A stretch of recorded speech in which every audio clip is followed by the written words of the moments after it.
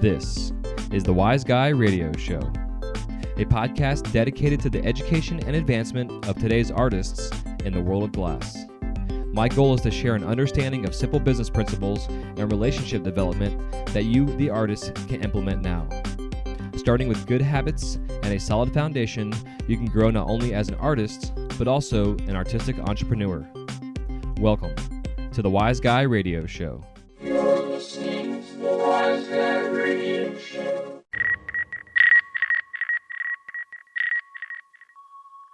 This episode of the Wise Guy Radio Show is brought to you by Mountain Glass Arts. For the month of October 2016, Mountain Glass is offering their Boros sale, shot, rod, and tube at 35% off. Just enter the code SHOT at checkout. That's SCHOTT at checkout. And for all you soft glass nerds, they're offering their COE 104 sale, jewelry making essentials, 25% off. Just put in the code JEWELRY, that's JEWELRY at checkout for 25% off. And for all your questions, comments, or concerns, just go to mountainglass.com. That's mountainglass.com. This episode is also brought to us by Glass Roots. Now entering its 8th year, Glass Roots is designed for artists and distributors who wish to do wholesale business with shops and galleries. Located at the Monona Terrace Convention Center in Madison, Wisconsin, Glass Roots showcases the works of over 40 vendors consisting of raw material suppliers, functional and non-functional art, and charitable glass organizations. To stay up to date with Glass Roots, just go to glassrootsartshow.com. That's glassrootsartshow.com.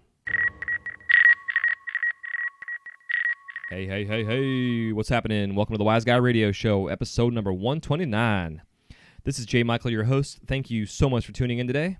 With 17 years of experience behind the torch, I am as excited as always to bring you conversations with artists, sharing their stories in hopes to inspire and entertain while helping you grow your business.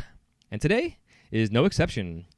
Today's conversation is going to be part 4 of 5 in a series I've been doing on how to price and sell your work. And today we're going to get into the conversation of production, high volume versus low volume, kind of the basics on the whole concept and storyline of production.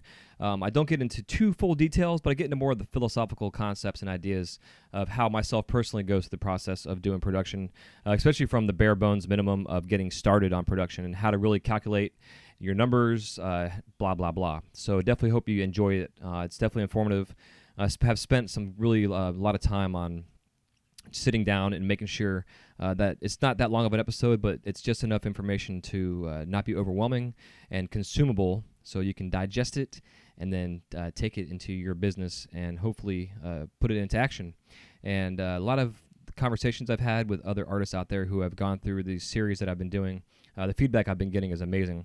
For those that have contacted me and let me know you have actually implemented it and created a business for yourself based on these concepts and topics. So I love it. So thank you for the feedback. And I've had a huge response this last week on downloads. I did a little bit of an experiment / got kind of busy. We had not sure there was a kind of, this will be not so evergreen per se, but a lot of you out there in the world, period, may have seen that we had a massive hurricane that just skimmed the east coast of our state here in Florida. And so last week, besides my crazy work schedule, we also were all preparing for potential catastrophe here. I'm on the west coast of Florida, but this hurricane was the size of Texas. And when you're dealing with hurricanes, they have to wobble a little bit on their tracks, and sometimes the little wobble they have can completely change their path. And thank God this one did not really change all that much off track. Initially, the forecast was it was going to go right up the east coast of the state, potentially the eye wall, which had 145 plus mile-an-hour winds sustained. And that would have been completely catastrophic for the east coast of Florida. And a lot of you out there, maybe even you listening right now, a lot of artists are based on the east coast of Florida. And over there on the East Coast, they've got more waves and surf, and it's a little bit different of a type of community than I have here on the West Coast, where we don't have the waves and stuff. It's kind of a neat dynamic of where the state is. But yeah, so that last week was a little bit of an interesting week. We've had a hell of a month and a half between storms and what have you.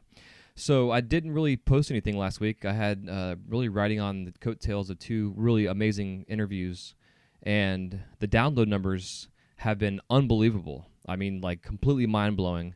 So if you're new to the show, thank you for tuning in. I really appreciate you finding me out. And, I'm super humbled and awesome. I just love it. So just keep it up. Keep the downloads going. Share with your friends and family. I have some goals set number-wise for the show for this month, as also through the rest of the year. And I would love to see these goals in terms of numbers reached as this show grows and continues to grow. So, again, thank you if you're new for tuning in.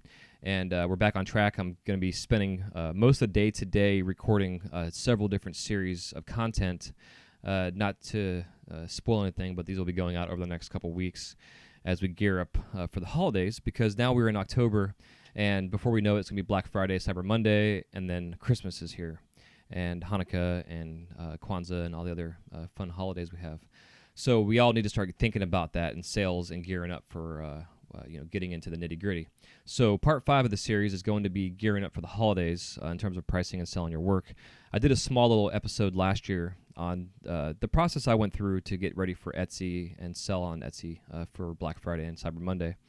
And it was a successful episode, per se. But being a year ago, it was a year ago. So I'm going to kind of revisit that whole idea and where we're at now and with the way things have changed and the outlets we have to sell. So stay tuned for that upcoming series of part 5 on selling your work. But for today, we're going to be getting into the production side of things. And production doesn't necessarily have to be low quality. It should be low quality. As you'll hear in this episode, production should be the highest quality standard that you can potentially create. Whether you're making a shitty, little 3-inch wrap and rake spoon, or you're making this $10,000 rig, it doesn't really matter. The idea is that your work is going to speak for yourself, for you. And if you're making stuff and don't really care about the work you're creating on the lower end side of things, it's going to really speak to those that want to buy your work, because they're going to be concerned maybe that down the road you won't give a shit about your higher end work. Or if they see your work and you have high end and low end stuff, and your high end stuff looks great but your low end stuff looks like shit, it's just kind of this weird dynamic that you have. You want to make sure you're consistent across the board. And by doing production also, it allows you to be more viable in your business and consistent. And you also will be able to calculate numbers easier, figure out timing-wise, give estimates to your distributors, wholesalers, whoever's buying your work on dates of delivery. Myself, something that I have struggled with over the years, time management in a sense, just the way my brain is, trying to get organized and schedule things. And I really found that up until about 5 years ago, before I started working at Disney, and just that one more thing I added to my plate, my production schedule was pretty good. And I had a wholesaler that would come in town. He'd pick up my work every couple weeks. But now that I ship, and shipping is probably the biggest thing I struggle with still, which is just fucking crazy. I've talked to a lot of artists who struggle with shipping their glass out. They'll make glass for 2 weeks and it just sits in their studio. So anyways, just kind of a digress back to where I was at. So the production side of things is really important, and you'll get in as you hear the conversation that I have. Really just fine-tuning your work, making sure things are consistent, be able to calculate numbers, the time, everything. So that way, if you get an order for 1,000 pieces, it's a big number, but you can calculate an estimate on how much material you're going to need for that order. So make sure you pay attention. In the show notes, there are 2 links. One is a PDF that is a worksheet I created for you. Basically, it's a 5-question, or maybe 4. It's actually 4 questions to ask yourself before you actually sit down and start the actual manufacturing process. You got to start off with an idea, a concept, in the creation process, and then you go from there and you build it up, you organize it, and then you begin the production. So you'll see in this questionnaire, it really makes you sit down and do some serious soul searching and answer these questions to yourself honestly. You have to be honest with yourself when you answer these questions. Don't think about making people happy and all that kind of shit. When it comes down to answering these questions, it's all about you and what you're capable of doing, and what it is that you want to actually do. Because there's times where I know myself and other artists that I've interviewed and talked to over the years, you get these orders in and you're excited about them when you first get them, and then you're like halfway through of it and you're like, oh my God, this sucks. Going back to Jeremy Grant Levine, talking about his 1,000 crane project he's going to be doing. We're literally over the next year, he's going to be making 1,000 cranes out of glass. And he was saying in the interview that he's able to make 5 a day in a good work productive day. And you break that down over a year, if that's all he's going to make, it means every single day he's making 5 glass cranes. Now, he gave himself room for some time off. Obviously, you need to have time off. He's not going to be cranking 7 days a week, 365. But the idea is that he's going to be focused on one specific detailed item that is what he's going to make. I'm sure he's going to vary here and there to change it up a little bit, but the idea is still to have a passion and a love that what you're doing, you can do it. If someone say you have one item, they order 100 of them, can you actually physically and emotionally create 100 of that one item? Not everybody can. A lot of people that are quote-unquote artists in a mental state have a very difficult time on doing the same thing over and over again. I know myself. I also do. I struggle with it. But for me, it's more fulfilling to have a kiln full of one item that I've made all day long, if there's 50 of the same thing in there, than to sit down in one day and just make one item. So just the way my brain works is kind of an interesting thing, which is also why my gig at Disney, part of it is a beneficial thing for myself because we do production there. It's a higher scale item-wise production, but nonetheless, it's still production.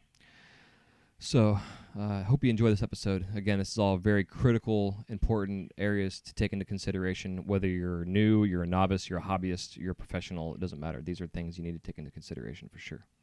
I also want to let you know real quick before we go on with the show, the Mountain Glass has a bunch of other sales going on besides their monthly sale on their color glass and stuff.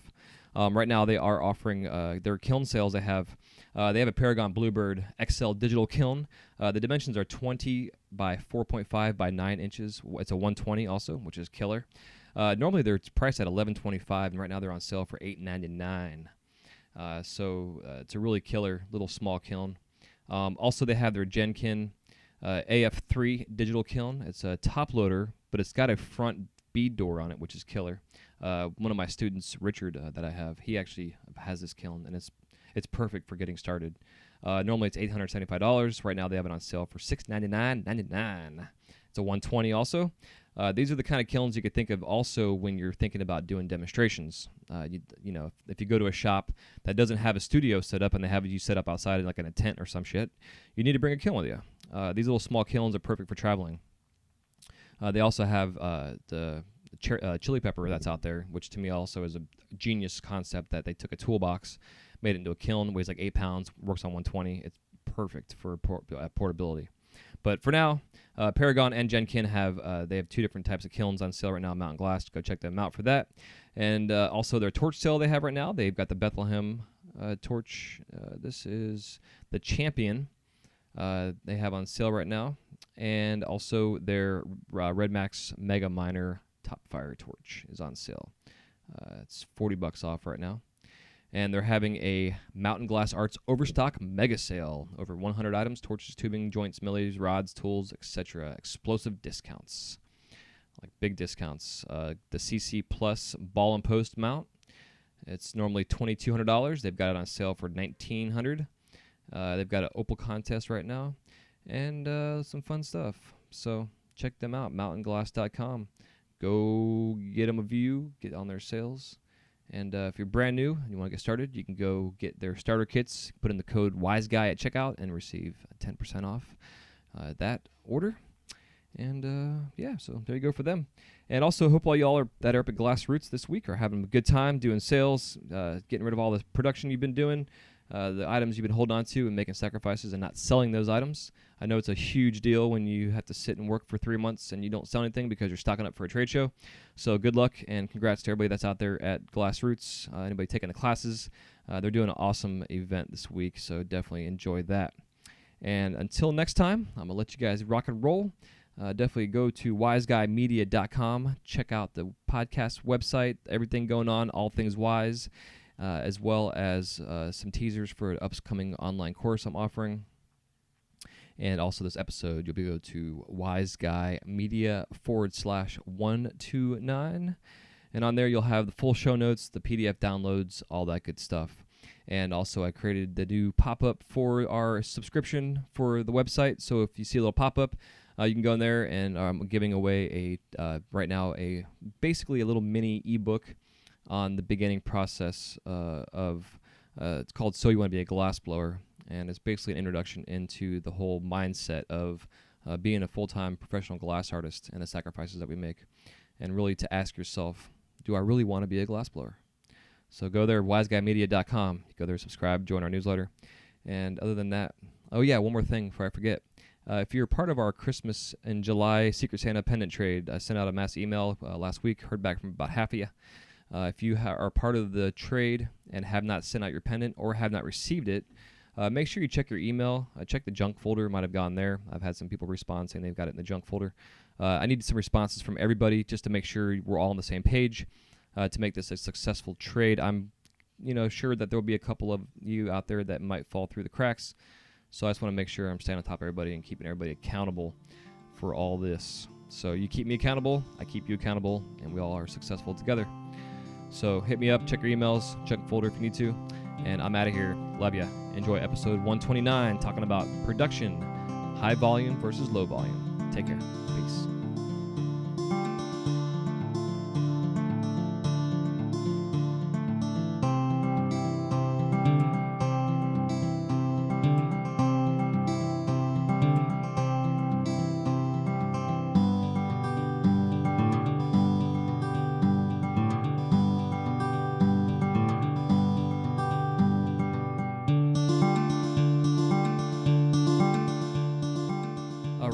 Back, and now it's time for us to get into our discussion about high volume production versus low volume production.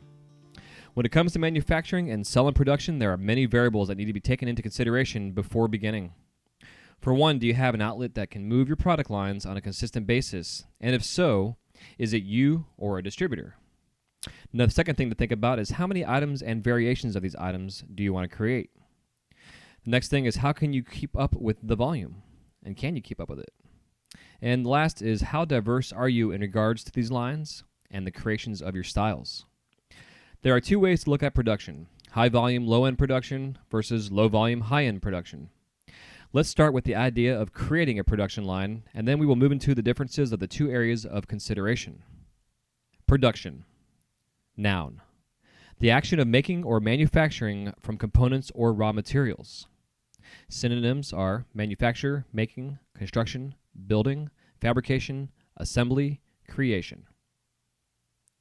The manufacturing process can be fun and challenging, as consistency is the key to any successful production line.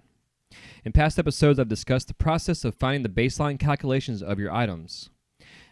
And just kind of a side note, in the show notes, there's a figure I have down below where I reposted how to calculate and estimate your baseline calculations.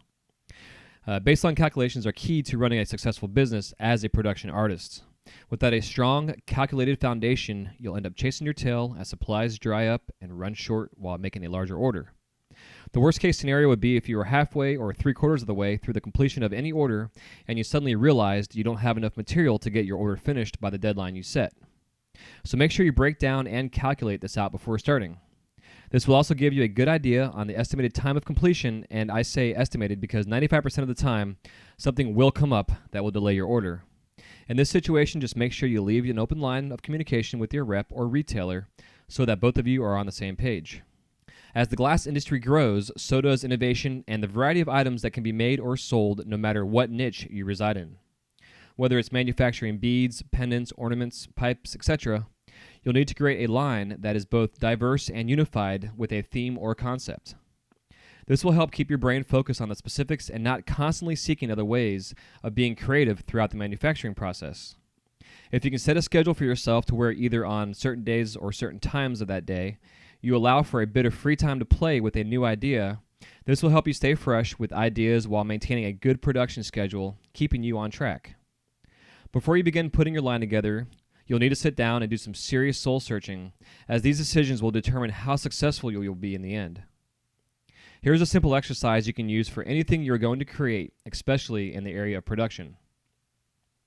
And these are 4 questions that you should ask yourself, and this is also a questionnaire PDF that is downloadable on the show notes. Just click your little image button there for the show notes or the logo for the podcast, and there should be the write-up for the show notes. And then they'll say downloadable PDF, and just click that, and you'll be able to print out these questions that I've made for you that has a form, basically like a fill in the blanks that you can go through and actually complete this exercise. So here's a little homework for you to do. This is a simple exercise that you can do that should take no more than 30 minutes and can be used for anything you are going to create, especially in the areas of production. The first question you should ask yourself is, how many different styles can you make in a timely fashion?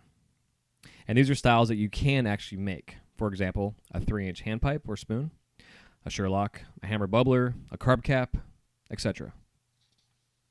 Once you have all these written down in your form, then you go to your next question, which is, of items written down, which ones are repeatable in a clean, consistent production line? Side note, think of yourself as a catalog. Your items need to consistently match the items in your catalog.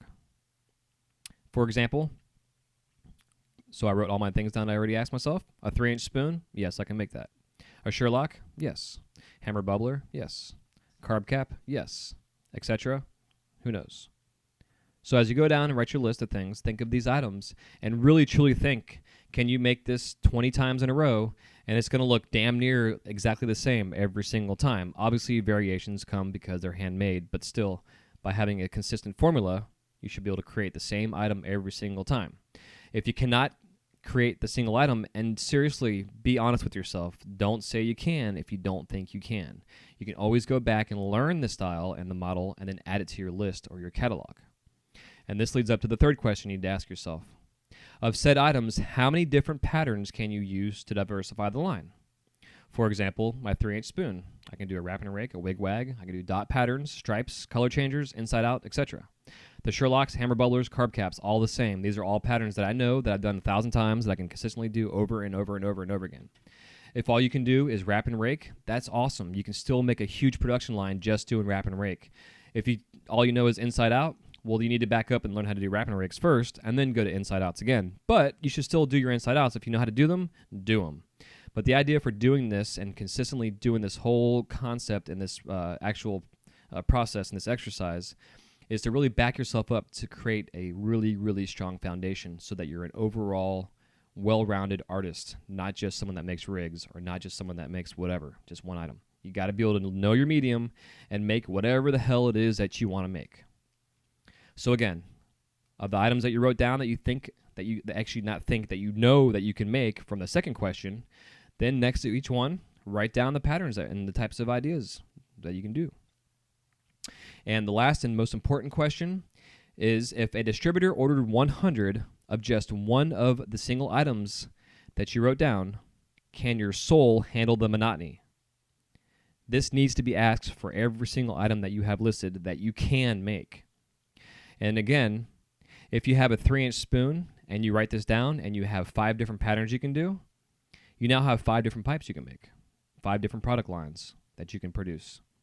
If a customer calls you and says, hey, I want 100 of A, that's wrap and rake spoons, are you going to really be able to sit down and make 100 of these things? It might take you 5 days making 20 a day, but you got to think about this. This is some serious soul-searching questions. So again, sit down and take about 20 to 30 minutes, print out the PDF download, or you can write it down on a piece of paper. It's easier to download it. You can also go to the episode on the website, which I'll talk about at the end of this talk. But if you sit down and write these questions down, so again, the first question is, how many different styles or models can you make in a timely fashion? All the ones that you think you can make.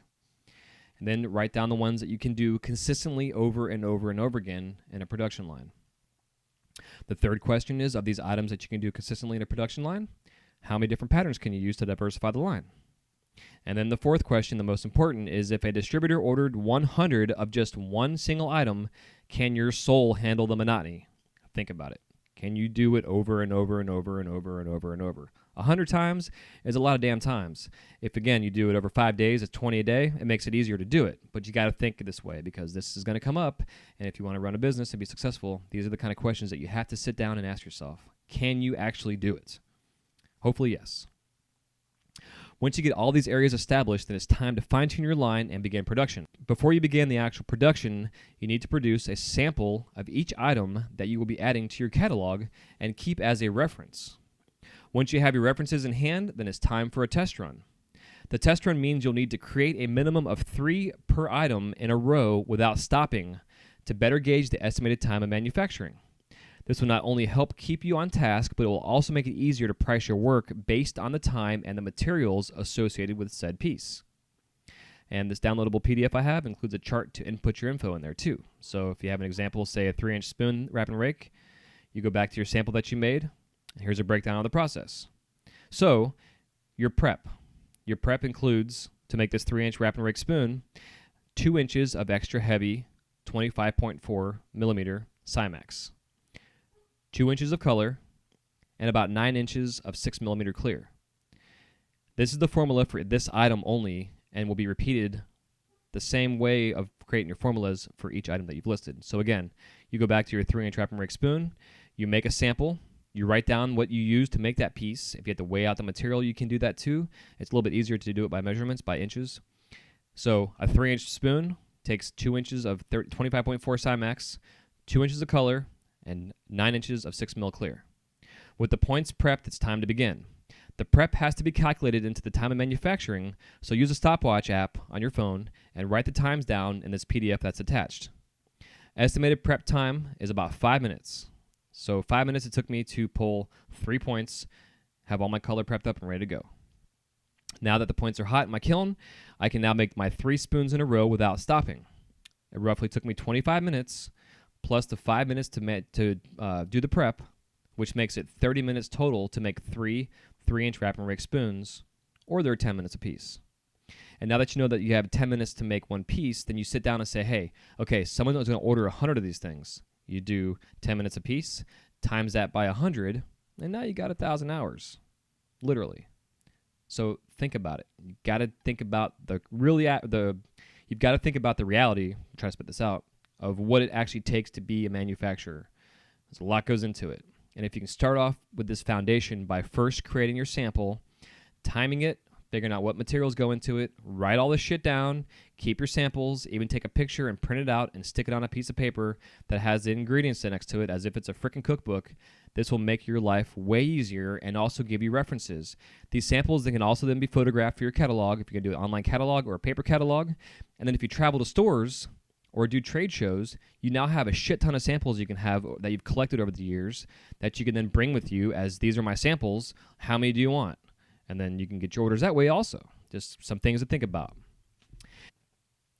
In my opinion, if you want to be a successful artist, then you will need to have a few lines of mass-produced items that will be your bread and butter, while also maintaining a line of lesser-produced higher-end items, giving you a diverse line for anyone to afford. Now, depending on how you sell your work will determine what you actually make in regards to the items and price points. If you sell directly to retailers, then your price point will be higher than as if you sold to a distributor, and this will also determine the amount of volume you will need to create. Most distributors have a large customer base that they will need to keep fulfilled with items they are carrying, including yours. This means you will need to create a few models, but higher volume of them. If you sell directly to the retailers, then you'll need to create a diverse line of work, giving the retailers a nice variety of styles and price points to choose from. This concept in manufacturing also goes for those who attend and sell at trade shows. At trade shows, you're your own distributor, and you're representing yourself as an artist, which means that it is crucial for you to find your voice through a diverse product line that says, this is, insert artist name, glass, and have it viewed as such in a good light. Just because something is mass-produced in high volume doesn't mean it needs to be lesser quality. Even low-end items should still be manufactured to a high level of quality. A 3-inch wrap and rake spoon should be given the same detail that a $1,000 rig is given. The difference between the two is the lower-end item is made faster and with less material, where the higher-end item might take 2 days to create and is $150 worth of materials put into it. This is where the concept of low-end versus high-end comes in. Locally made glass, whether low-end or high-end, should live up to the standards that the higher-end glass is held to. If you are a novice or a hobbyist that is trying to create higher-end work while your lower-end work still looks like garbage, then you need to take a step back and fine-tune your skills before stepping up and attempting to create something you would consider a higher-end line. Having a foundation of fine-tuned skills will help you move forward towards creating the higher-end lines more naturally and not feel so forced. There is a ton of garbage in the glass art world that is being passed as high-quality work and only puts a light on the crap instead of shining on the highly refined, developed artists. So if your skills aren't up to par just yet, stay within your realm of skills while still moving forward to the ultimate destination of being a well-rounded, fundamentally sound glass artist. By starting off as a low-end production artist, you'll give yourself opportune time to fine-tune your skills, create a diverse line of work, all the while supporting yourself as you continue to grow as an artist. If you're at the point in your career where your skills are diverse, then you can create an a large, diverse line of work, ranging in many styles and price points, giving yourself a voice through your work. I truly hope this helps you understand and differentiate the different sides of production. This is all bare bones info, as I'll be delving into the higher end lines of work in a future episode. And don't forget to go down below in the show notes. I have how to calculate your baseline calculations for production that you could then take and use this super informative stuff on helping you price your work. And again, pricing your work, if you're going to sell it to a distributor, most distributors will pay for your work. If you sell it to a retailer for, say, $10, a distributor will probably pay you $6 or $7, depending on who they are and how much volume they buy. The more that they purchase from you, the lesser price they're going to expect to pay. But don't sell yourself for too cheap. Don't go honestly, I wouldn't go any more than 40% off your work. So if you're selling something to a shop for $10, a distributor would pay you $6. So if you get an order for 100 of them, and they're $6 each, it's a $600 order. It's probably only going to cost you maybe $1 to make. So you got $100 with the shit going into it. So you can profit $500. And that's something you can make in a week, 5 days. You can crank out 100 pieces. $6 pieces shouldn't be anything less or any more than like some kind of 4-inch wrap and rag spoon or some kind of cheap low-end production. So that's just some ways to look at it and way to think about it. If you take this kind of information and these ideas I'm giving you, go through the process of going through and writing down these questions and answering these questions honestly to yourself. What can you make? What can't you make? If you can make it, can you make it over and over and over again? And if you can't make it over and over again, do you really want to do that? Because again, if you have a distributor, they're going to probably order at least 50 to 100 of each item that you have. So if you have like a 100-item catalog, watch out, Now, if you do have a 100-item catalog, then that means that you really shouldn't have a distributor. You should just be your own damn distributor, when it comes down to it. But there's ways to scale your business. You can get into a higher production line, have 100 items, bring some guys in that you can teach. You can show the bare bones minimums on the lower end stuff, and you can create the higher end stuff. There's different ways of going about it, which we'll talk about later in different episodes. And I've also talked about it when we were covering the eMyth Revisited book that's out, which is all about how to scale your business and just the philosophy and mindset for it. I hope this helps you thinking about different ways of mindset when it comes to production and just the real core that goes into it. Definitely leave me comments, any questions, anything you want to talk about, all about insights and information. If you want to tell me how you go about doing your production lines, I would love to hear about it. So thank you for tuning in to episode 129, High Volume versus Low Volume. And it's part 4 of our series on pricing and selling our work. And again, I hope you enjoyed. Thank you so much for tuning in. Please, again, go to iTunes, subscribe to the show if you have not yet, and download it. The numbers are amazing. You guys are blowing my mind. All over the world, we have now over 65 countries listening to the show. And I still need to put that picture up. I got to find out how to actually put pictures into my post for Libsyn, which is the host I use for the show. I can also put it on the website too, which I need to do that. That'd be kind of fun to just keep that updated. But either way, thanks again. I love you tons. You mean the world to me for listening to this and taking time to have me in your head talking to you. Happy melting. Be safe. Stay hydrated. And it is fall. I'm excited. I'm sure you are too. Talk to you soon. Bye-bye.